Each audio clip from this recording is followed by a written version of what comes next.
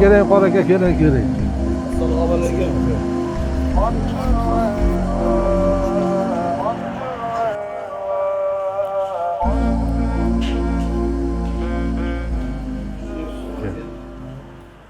Bismillah, alhamdulillah, wassalatu wassalamu ala rasulillah va ala alihi va ashabihi ajma'in.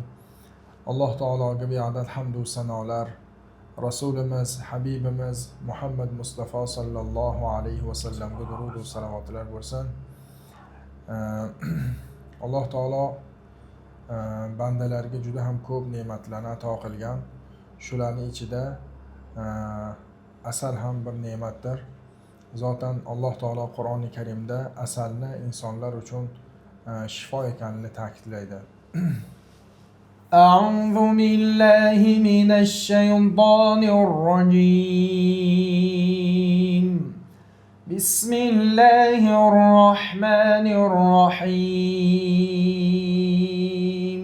وأوحى ربك إلى النحل أن اتخذي من الجبال بيوتا ومن الشجر ومما يعرشون ثم كلي من كل الثمرات فاسلكي سبل ربك ذللا يخرج من بطونها شراب مختلف ألوانه فيه شفاء للناس إن في ذلك لآية لقوم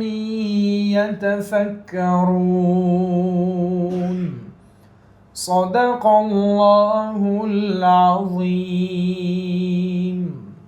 Alloh taolo Nahl surasini 68-69 oyatlarda ey Muhammad sallallohu alayhi vasallam, Parvardigoringiz asallariga, ya'ni vahiy amr etdi. Tog'larga, daraxtlarga, odamlar quradigan inlarga uya sol.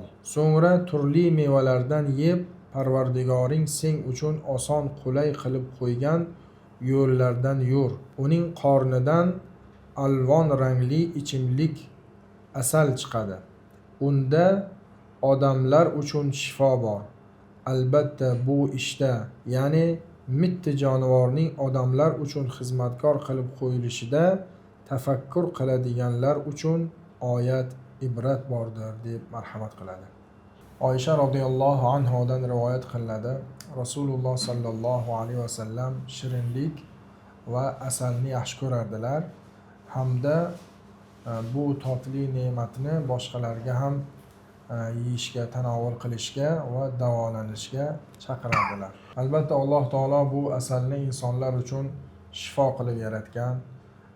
Bu dorilarni ko'pini ko'rsak bir insonga noxush holatlar, ya'ni ta'mi noxush bo'lishi mumkin, ammo bu Alloh taolo asalni insonga shifo bilan birgalikda juda ham totli bir ne'mat qilib bergan.